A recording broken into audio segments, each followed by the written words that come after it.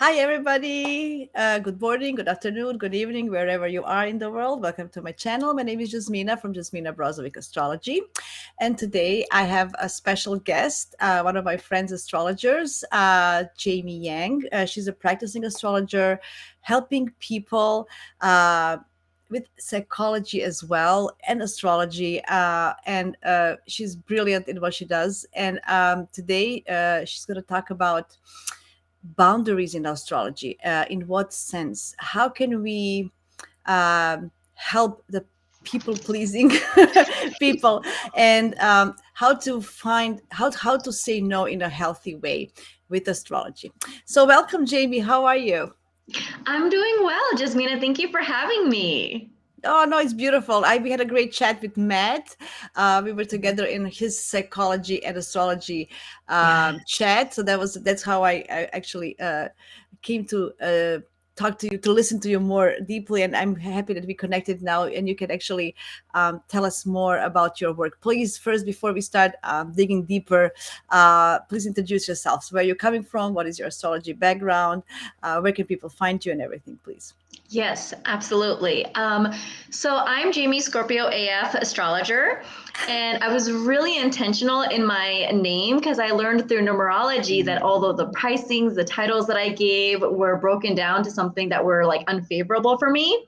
So I just really wanted to be intentional. I have a stellium in Scorpio, which for those of you who don't know, a stellium is when you have three or more planets in a single sign or house, and that energy, that area of your life becomes really dominant. Scorpio rules astrology, psychology, going down the rabbit hole. I also have a strong eighth house, which is also related to those things as well. And I just have a long history of my clients being psychologists, psychotherapists, and things of that nature. My background in astrology is heavily psychological, but it's a combination of ancient and modern astrology. And I really like that blend because we live in a modern world. So I believe that the modern planets, the modern concepts in astrology are really important because they're relevant to the world that we live in.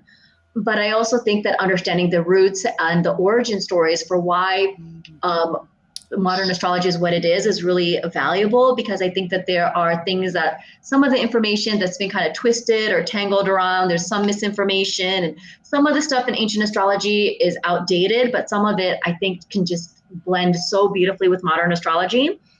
So I have a Perfect. combination of that. Perfect. I completely agree. Oh, dogs. We hear dogs again. Anyway, I was gonna say, it's since psychology is such a modern science, let's say a branch of science, and just because Pluto and Scorpio, as you mentioned in the eighth house, it's all connected with that. And it's not coincidence that Pluto was discovered when psychology became popular as well. So I know digging deep is no stranger. No, it's not a strange thing for you. So Not at um, all. yeah, please. So tell me, why this topic? What is so passionate about? Why do you want to talk about this?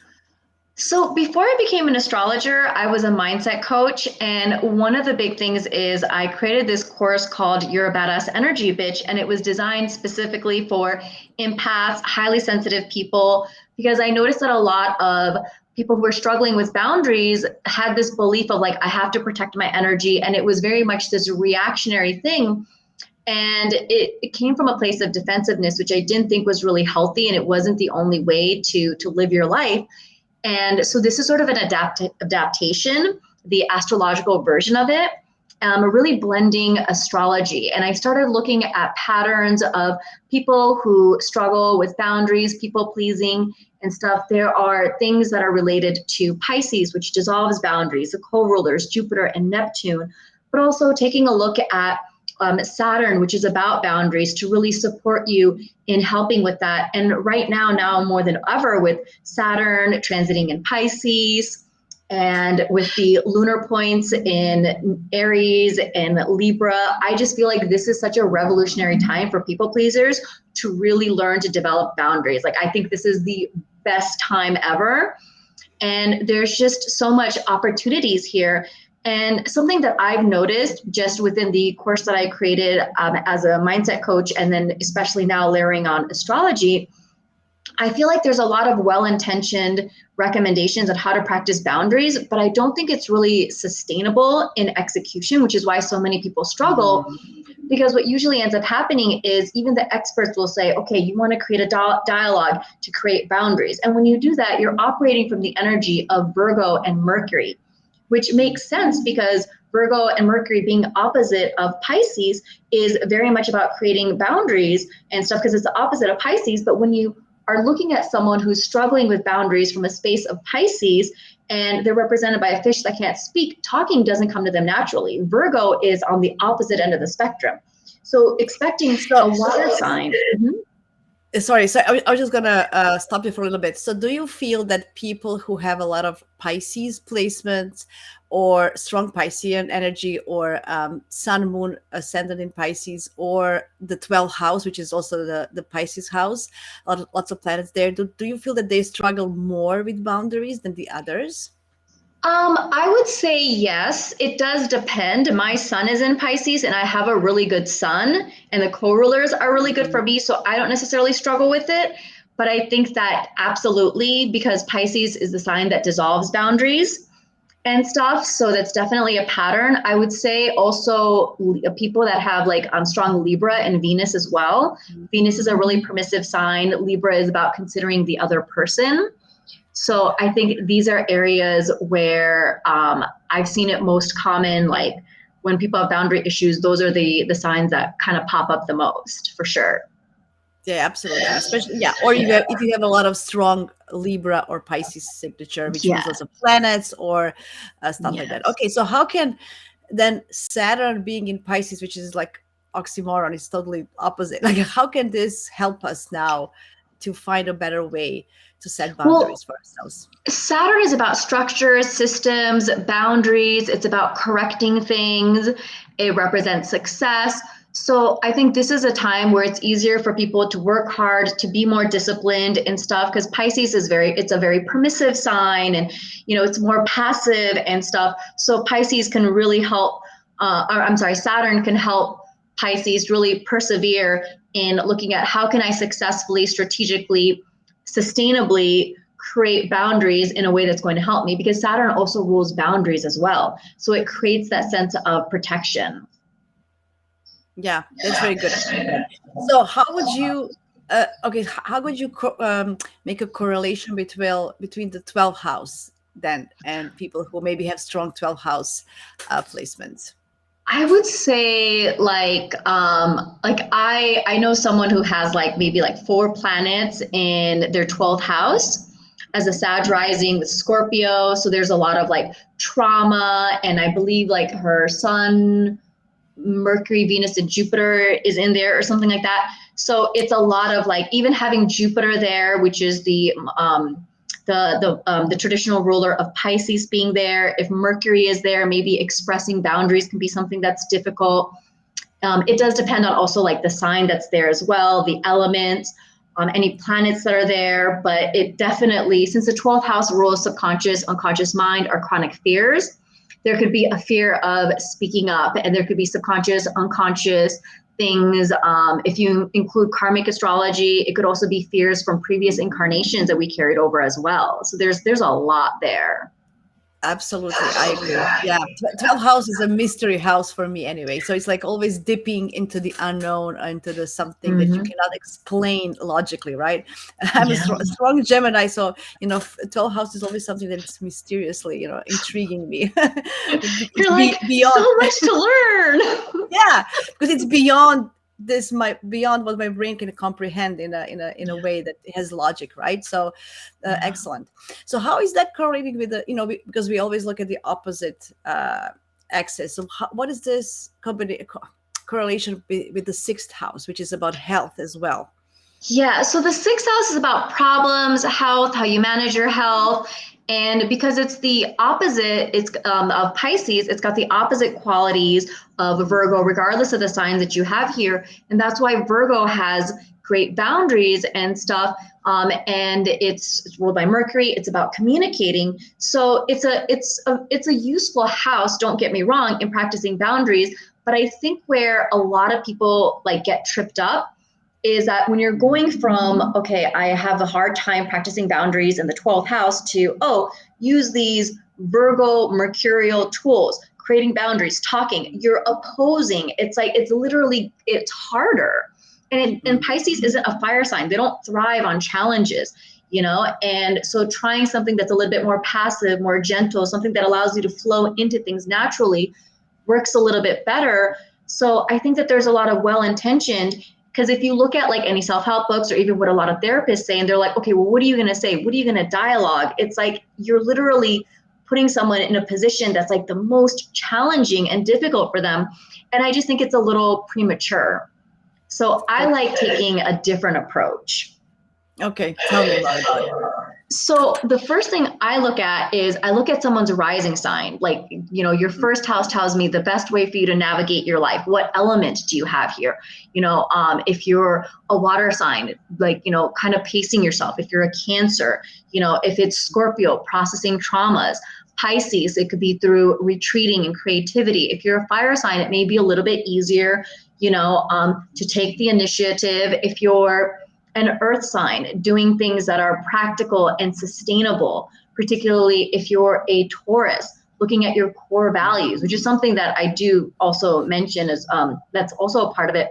But looking at the best way for you to navigate your life, like that's the first thing. And then I look at the second house. It sits right below your first house. It's things that support you and your physical body.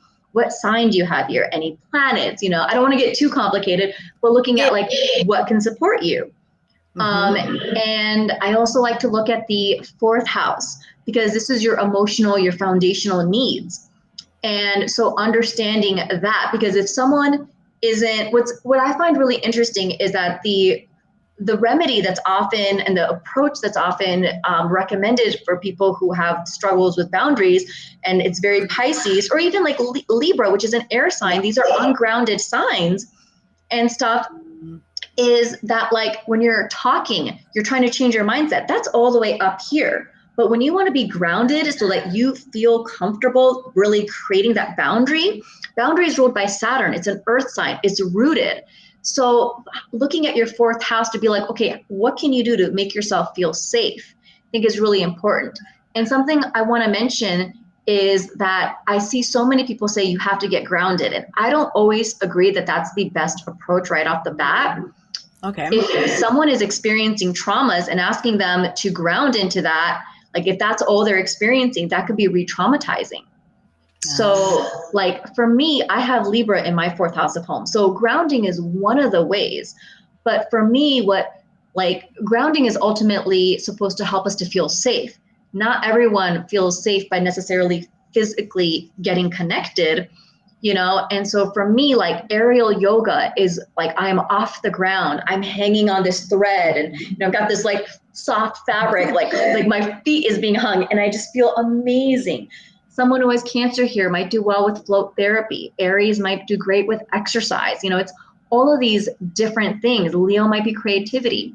So looking at like, what are your emotional needs? Because when you feel emotionally safe, it's going to be more sustainable in order to create these boundaries. So I feel like these are the things that should be fortified first, because these are the houses that come before the sixth house. So working on these things. So I know I skipped over from like the first, the second to the fourth, and then I personally go back to the third house because that's mindset, that's thinking, and stuff. And I do that because sometimes people are so busy swirling up here that I feel like kind of grounding themselves in the fourth house makes it a little bit more empowering to go back to the third house. Because I think looking at your mindset, like what you say, practicing scripting, learning to get comfortable expressing the boundaries in your own like space before introducing another person, I think is really important. But if people have a mindset and a script that's not empowering, they can kind of perpetuate that. So I have sort of like this process.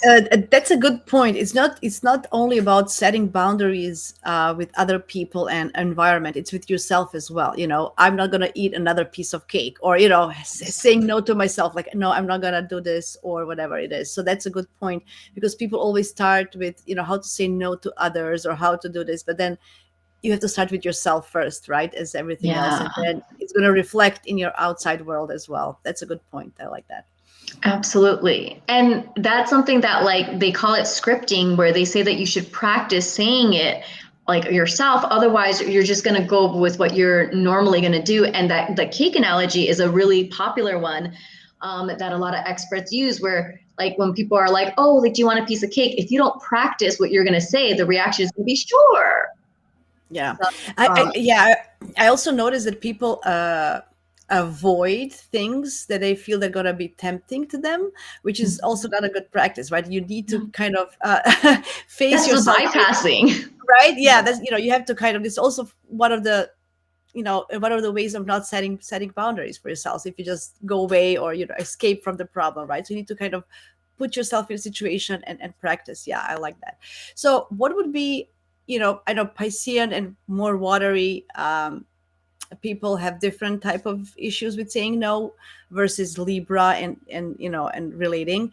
But in general, what do you feel that which transits or what type of astrological surrounding situation can help them, to say, uh, stop, this is enough, or, what You do you know, feel?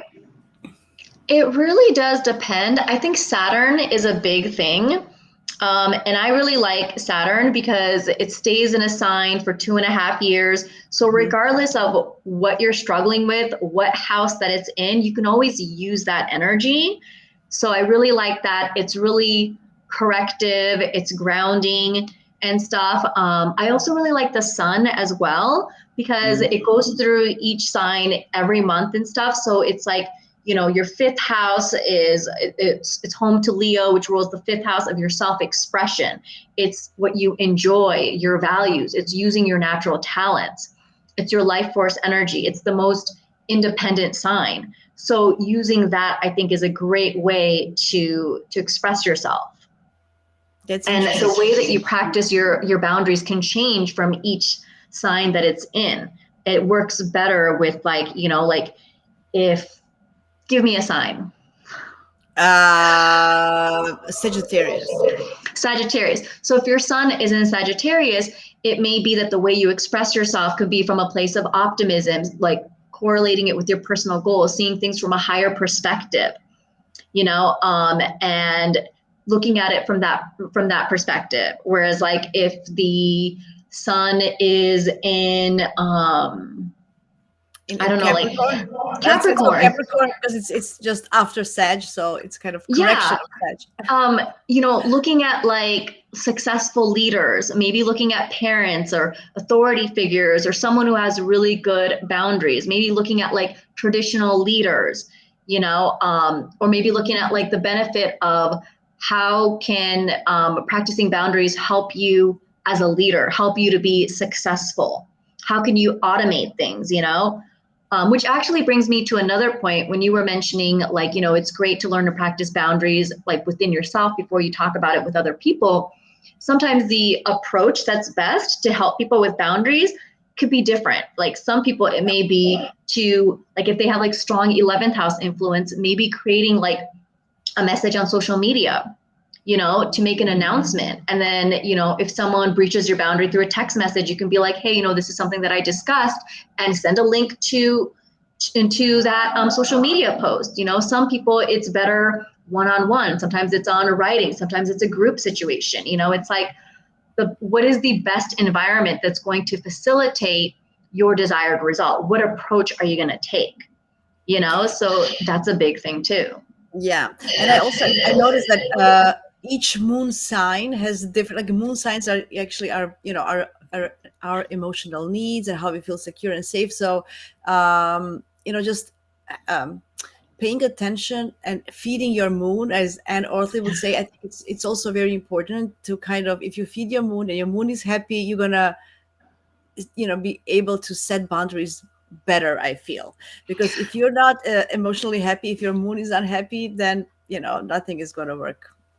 And that's such a good point. That's the reason why I focus a lot on the fourth house, but the fourth house is home to Cancer. So it's the same thing essentially, Yeah, yeah. is that like a lot of people who struggle with boundaries are they normalize not feeling comfortable. So really connecting with your moon and even also like your Venus and your Taurus, like the two signs and planets that represent comfort, really looking at like, what can I do to feel comfortable? What does comfort look like for me? And it's sort of like once you develop that standard, you're like, oh, I'm not putting up with that trash like energy anymore. It's like you have to kind of like really look at what is comfortable for you. What is your baseline? Make that a priority. And I think that's a huge thing with, that's Cancer, that's your emotions, that's your physical body. What do you need emotionally to feel safe? What feels comfortable for you physically? How does that feel like? When do you deviate from that? Really understanding that, I think, is really important. So yeah, so to go on the other side of people pleasers, I know that the people pleasing comes from wanting to be loved and appreciated and just be accepted. So how do you feel? Because sometimes it's people, people pleasers are actually very unhappy. They want to Yeah. be, so from your experience, what can you tell about that? I feel like a lot of it, like you said, comes from wanting to be like wanting to please, wanting to be accepted, wanting to be loved. And so they're unhappy, but I think that it feels sad to say this, but I feel like they kind of normalize feeling sad. So it's there, but it's almost like it's background noise and they don't realize that they're sad. And I think that's where what you mentioned about the moon is so important is, and also like me bringing up Venus, is learning to understand what feels good for you, what happiness is for you, what comfort is for you, so that you can have that baseline. But I think that also goes into when we talk about the moon, like for like like family, like a lot of these people pleasing tendency tends to be things that we learn from our family. And there was something that I read where it was like every people pleaser comes from, and it was some family thing where it's like because you learn that usually, like, I'm not, in the world of billions of people, I'm sure there are people pleasers that like cropped up in adulthood, but usually it starts in families. I remember from my childhood that they used to tell me, "Oh, be a good girl, don't fight." So it comes from that, just keeping the Yeah. false peace, as I say, being False being peace, good and yes. yes, right. It's like be good, don't fight with anybody. Just I know people, I know parents, they have the best intentions, but I wouldn't give that advice to my kid today. Like, Yeah, it just doesn't make sense. So I know that I it's always agree. about balance. It's always about balance and, how far you can push without hurting anybody, but also protecting yourself. How far you can go being kind and empathetic about towards others and sacrifice yourself, but also not to hurt yourself as well. So there's always finding that balance. Is I always that's my number one question in my life, like how to find balance. Where's that line? Where's that line Yeah. that you to draw? So how do you feel that astrology can help people with finding that line, finding that balance?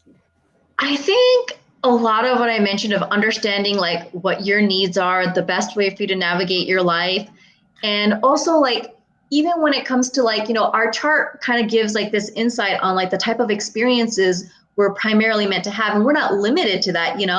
But like I have like a reading called like Your Cosmic Support, where I help people identify like where your support system is. So when you take a look at like Mercury, for example, right? Because when it comes to these types of interactions, it's Virgo, it's Mercury, it's sixth house, it's problems, it's boundary matters. And so sometimes I feel like people struggle with like boundary issues and they have all these problems because they're focusing on things that they really not, I don't want to say that they're not supposed to focus on, but it's like maybe they need to focus on it this much and they're giving it this much attention. So I look at someone's chart and I'm like, okay, well, you don't actually, like, you're not here to focus on these many things, but you are. And that's why like there's like these issues that are happening. And oftentimes it's like I feel like these problems happen so that you can separate from it, because that's the energy of Virgo in sixth house, is that you create a boundary, you literally let go of what's like a problem that's not benefiting you. Like Virgo is very analytical, it's very discerning, and it's about getting rid of things that don't work. And that's not for everyone, but I do think that there's a huge part of that. There's a lot of like carrying the baggage. Yeah, I 100% agree. I think knowing your own chart is number one way to heal. Yeah. So being open to understanding, many people have a tendency to say, "Oh, why is this happening to me again?" Cycles of life and stuff. So maybe just uh, understanding your chart and really can empower you, giving you Yeah. control back of your life. Not, so the outside circumstances don't uh, necessarily need to rule your life. It's not that black and white, don't get me wrong. I know that, Yeah. there's many situations in life you can't, like, in, you even us as an astrologist, we go through tough times. It's not like we are Yeah. immune to just because you know something doesn't mean you're We're immune to it, definitely right? not. Right, so it's still, yeah, so we also humans, right? But just having that awareness helps you go through life easier when the tough times comes, or just understanding yourself. Okay, how I reacted that way again, the trigger, or somebody else, when somebody else's placements. Oh, Yeah. it's you have a better understanding. Yeah, that's very Yeah. good. And Yeah. I also like to look at the eighth house to look at like what is the best way to process the trauma, because a lot of Mhm. people pleasers, they're empaths, and empaths and narcissists, they're still both trauma responses on opposite ends of the spectrum, which is like outside of, I'm not going to get into that because it's way too much to get Yeah, into. yeah. But it's like with a narcissist, it was like, well, we're not going to talk, that's a separate video. But like with empaths, it's about like, okay, they become hypersensitized to the environment, and they're like, okay, I want to know how everyone is feeling so that I can please everyone, so I'm going to be liked. And that's where the people pleasing comes from. So it's a trauma response. And I spent a lot of time, effort, and energy into attempting to process my traumas in a way that just wasn't working. And it was through astrology that I realized I wasn't using the best methods for me.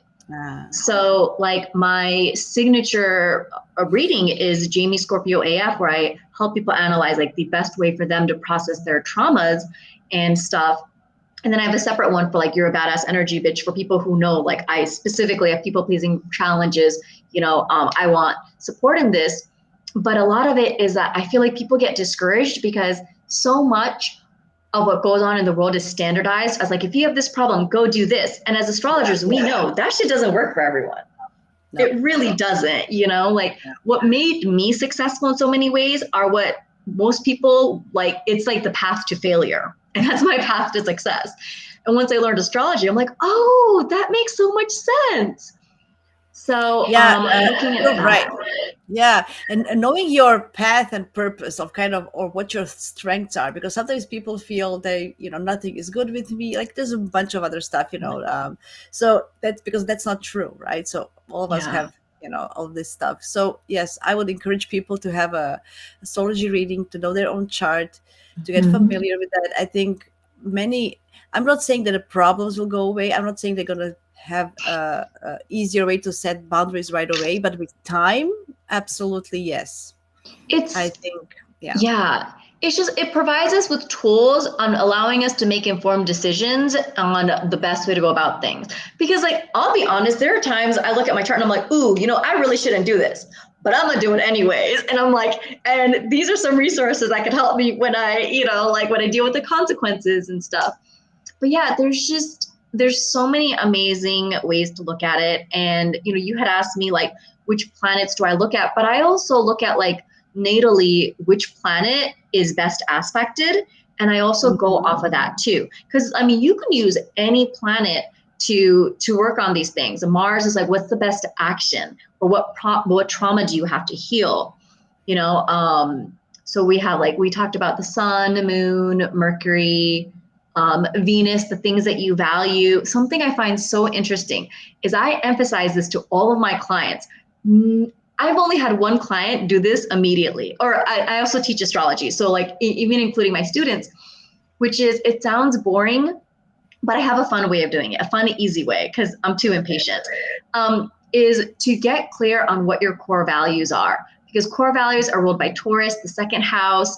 It's the most uncompromising sign. And it's the fixed sign, the fixed earth sign. And so think about what viscerally pisses you off, things that make you livid. That's when your core values aren't being met. And Ah, creating that, like, I've read so many books and lost interest because I just thought core values sounded so boring. And then my friend was like, remember that time you popped off on someone? They're like, your core value wasn't met. And I was like, why is that not a thing? It's so brilliant. Yeah, that's So interesting. yeah, like Venus, looking at Venus, your core values. So Sun, Moon, Mercury, Venus, Mars taking action, But don't Jupiter with, forget Neptune. Yeah, but don't forget Neptune because Neptune is about, I think I yeah, feel that the aspects between Neptune and personal planets or angles can be very hard to set yeah. boundaries sometimes. Yeah. Well, also, I think like the thing is that all of the planets and placements, the signs, the houses, they're going to manifest whether we intentionally do it or not. So when we are intentionally putting effort into it, I feel like it redirects that energy. Mhm. So using Neptune qualities of like music, ocean, Oh float yeah. therapy, I love recommending float therapy for people who have strong Neptune, particularly like people of like Neptune and Uranus on their ascendant and Mhm. stuff. And they're experiencing a lot of like traumas and they want to experience a reversal. Float therapy. I think that that's particularly because people who have like people pleasing challenges related to family and their mom and stuff, going back to the womb. And it's such a beautiful practice. Yeah, yeah, Creativity using yeah. art, poetry. Yeah, yeah, yeah. Art therapy is also very not popular, but it's more getting more attention these days, which I think Yeah. it's very good. Yeah, I like that. Yeah, using the best, not to wobble in the bad traits of a sign or a planet, but to use the best of them. I think that's Mhm. that's a good way to do it. Absolutely. Sorry, I did interrupt you. You were going Jupiter, so I'll go back to Jupiter. Oh, I think we actually covered Jupiter when I gave the Sagittarius analogy of like Okay. looking at higher education, personal goals, seeing the higher perspective of things. With Pluto, looking at things from a psychological perspective, looking at like your fears and stuff. With Uranus, maybe something with friends, doing reversals, revolutionizing things. And then, particularly with the generational planets, Uranus, Neptune, and Pluto, they're the higher octaves of the traditional planets. So, Mercury is the lower octave of Uranus. So, working with like, okay, what are some mindset stuff? What are some thoughts? What's some vocabulary? Some, what I'm saying, journaling. How can I revolutionize it? How can I make it better? Uranus could also be support groups as Oh yeah. well. Large groups of people, support groups, using astrology, doing things where Absolutely. it's like, how can I innovate? How can I revolutionize? Thinking about the higher, like thinking about like, okay, when particularly because Uranus rules the 11th house and it's about your collective goals, the legacy you want to leave behind. Think about how are you going to, how are these things going to be benefited by creating these boundaries? Yes, I love that. Yeah. Yes, that's a good point. Wow, woohoo! Yeah. Oh, did we touch on Mars? Mars, I would say, is like looking at what's the best action for you to take. Get And it's like really looking at like, like Mars, like since it rules Aries and Scorpio, but like which sign is going to be better to play with, Some people like they have or we all have trapped traumas in our bodies, but there's exercises we can do, trauma release exercises, different things. Um, I was uh, just thinking, can a Mars position in our charts help us in some way to say no or to set boundaries easier? Absolutely, because since Mars is another independent planet from the sun and it's the first planet that tried to separate, like even though Mars is about initiating, it's also about separation. And before I learned the reason why, I kept being like, why is Mars separation? I thought Mars is initiating and Scorpio, it rules Scorpio and it's maintaining. It's like it's a fixed sign. Mm, But yeah, it's a way that you can like separate and be like, I don't want to deal with this. And particularly even if you have like a connection to Mars in your fourth house, whether you have Mars in your fourth house, the ruler of Mars, the ruler of your fourth house has a connection to to your fourth house, the planet. That can be a way to separate because the fourth house can also be about separations and endings as well. I like that. I like that. Yeah. So there's many ways of some people, as we know, have more issues. Some people have less issues. It depends on aspects and placements and bunch of this stuff. Um, and yeah, you said lots of beautiful practical advice how to practice uh, setting boundaries. And I'm actually very happy that you mentioned that Saturn in Pisces that we are in the middle of now can collectively help us with that, which Yeah. I think collectively we need. Um, so currently, what other aspects do you feel what's going to happen when when when Saturn and Neptune go to Aries next year? How is that going? Oh man, I can feel like going one or two. Honestly, I feel like it's gonna be both. Yeah. I think that there's gonna be like something I noticed is that I when I was younger, I used to have like friends that were people pleasers, and they were kind of envious at me being able to create boundaries. And so they almost got drunk with when they realized, oh, I can set boundaries, and they went so overboard, right?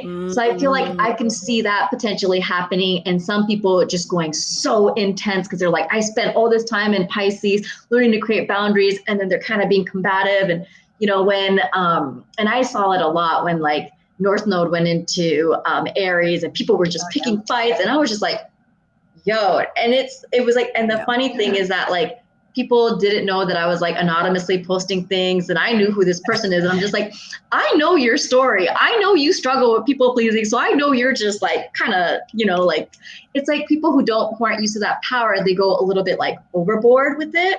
Hmm. So I think that there's gonna be that, and then Saturn, it's a malefic planet, in like Aries. They're not really used to like playing with each other, like I also think it depends on like everyone's chart. Like I have a really good friend who's a Scorpio rising, and he natally has Saturn and Aries, so he's had his whole life learning to like discipline himself. So I feel like it's going to really reward him and stuff because he's Mm. been so disciplined. His moon is in Capricorn, Oh yeah.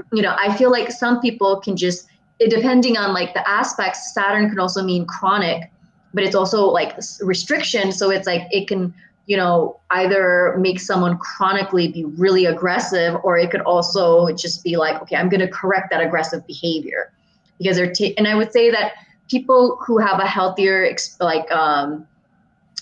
experience with Pisces are going to do that because Pisces is the sign that embodies all of the signs.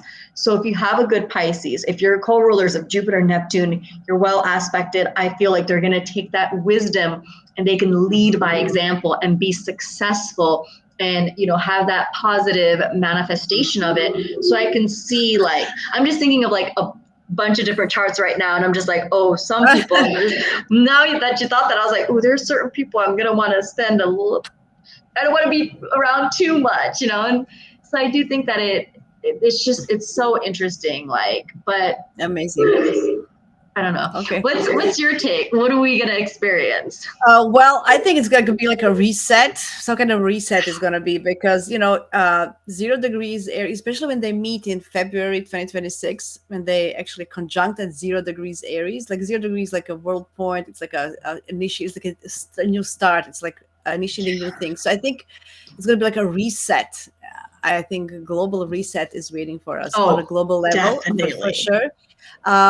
Personally, I think in everybody's lives, I think we're gonna be, because Neptune, like on the other side, you have Saturn with boundaries, and then Neptune that is dissolving these boundaries. They're like total opposites. They're coming together.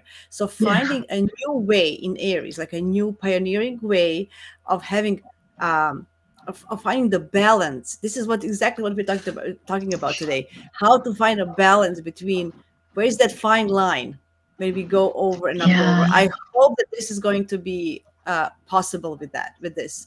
So I'm Yeah. very, kind of hopeful about it. Yeah, finding, that balance. I think a lot of times historically when these two planets got together, lots of socialism was up, and there's like lots of sense for other people and for community is going to come up. Mm-hmm. Pluto is already in Aquarius, so I think maybe, the sense, for all of us it's going to be like, I think we're going to have a new view of the world, and what our part in the world is. So I think we're gonna have new rules. I think we're gonna have new boundaries Oh yeah. for sure, right? So it's gonna be like new rules, new things coming up. So I don't know. I think it's the beginning of the world, the end of the world as we know it, and the beginning of a new world in Hmm. one way. So I'm excited. Yeah. I'm You really know, excited. it's so funny because you asked me about Saturn and Neptune. I completely forgot about Neptune. It's like invisible Yeah, and stuff. But yeah, I totally agree. And when we had the grand conjunction, and I was thinking too, I was like, man, this is going to be such a catalyst. And I yeah, feel like there's going to be correction, community. And I made a video about this in my YouTube channel where, like, you know, like I can sit here and try to make predictions. At the end of the day, what's going to happen is going to happen, you know? So yeah, I would rather focus on like, what is the best way for us to like individually and collectively use this energy. So my thing was, I wanted there to be protection, correction for vulnerable people, you know, yeah, Saturn, you know, like restructuring stuff for vulnerable people, Pisces, Neptune, and also things that made me think of like society and structure and finances, because Neptune is a higher octave of Venus, you know, so looking at financial fluctuations. And you know, now there's so much more stuff going on with like AI and universal base income and you yeah. know, things like that, where like people, there's going to be some shift. Like I'm really looking forward to that. Yeah, yeah, and not everything's gonna be roses, but it's gonna No. be. I think it's gonna be necessary kind of recharge of everything. Growing pains, yeah. Yeah. Well, okay. Let's end up this note. I think this was beautiful. Thank you so much. Final words before we close this topic. I think we did a pretty good job Yeah. with Yeah. everything. Yeah. So So to summarize, kind of what people who have issues with setting boundaries, or people who feel they're people pleasers, number one advice would be just to get a good astrology reading to understand your chart. I know it sounds very cliched, very, but I think I think it's a really good first step towards learning how to do that. Uh, I know absolutely. I'm promoting astrology, but it's true. Like it really helps Yeah. with many, many different things in general. So I would say, especially for something like this, because boundaries, it's emotional, it's watery and stuff, so it's inherently confusing. And yeah, the way boundary setting is set up, like you know, I mentioned in the beginning of this video, I feel like it's good in theory, but it's not good in application. Like learning the most sustainable way for you is going to be determined through your chart. And yes, it's just, and it's like, it helps you and other people as well. So it's such a beautiful catalyst. Like yeah. we're genuinely not just saying this because we're astrologers and yes, we're trying to promote and, you know, we want to be I able to mean, like, you know, it's yes, a thing, but it's legitimately, particularly like most people have struggled with boundaries. Like this is probably a lifetime struggle for you. So you probably tried tools and they probably didn't work and you probably noticed a pattern. So that's a good indicator that particularly for you, you should get a reading. Like if you're someone who struggled with boundaries and you got it right the first time, that's great. If you want to get a reading, I'm happy to provide you with one, but you yeah. probably have kind of figured it out yourself already.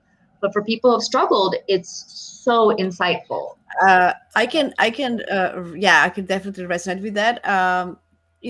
Your natal chart is just like a fingerprint, right? So it's unique to you. It's like a DNA code. It's unique to you. So a just like when you go to the doctors, that's what I don't like with Western doctors and whatever. It's just, they look at this problem and that's it. It's just part of your body, of Standardized. who you are, right? It's not. So Yeah. you have to the whole approach. It's so the same thing is with this.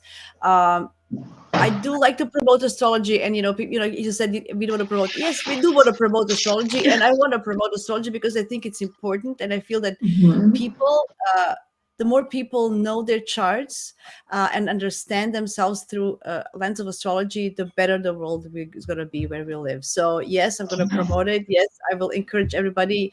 It doesn't have to be me or you, whoever you resonate with. Yes.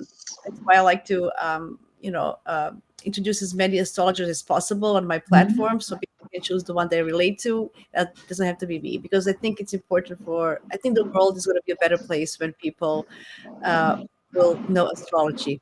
Yeah, well, That's that's what I love yeah, about astrology is that it's not as like competitive like in corporate worlds because we all have our unique gifts, you know? So I feel yeah, comfortable promoting other astrologers and promoting myself, and it's absolutely. not a competition. Like we It's all not. have something unique to offer. Absolutely, absolutely. Well, thank you much. Thank you very much, Of Jamie. course. Before we leave, please just tell where can people find you. What is your website again, so they can remember and write it down. So I can put a link underneath for Okay. the website. As far as on Instagram, you can also find me under your Mhm. profile, Jasmina, as one of the followers. But I'm under Jaymie under J underscore ME Scorpio AF. Mhm. And I also have a YouTube channel with the same name. And I do recommend that you guys check that out because I do have specific videos where I talk about the best way for you to practice boundaries and the best way for you to process traumas Excellent. based on the sign that you have. So it's Excellent. all I'm free. You gonna get lots of details. Yeah, I'm gonna put all your BI information in the description below.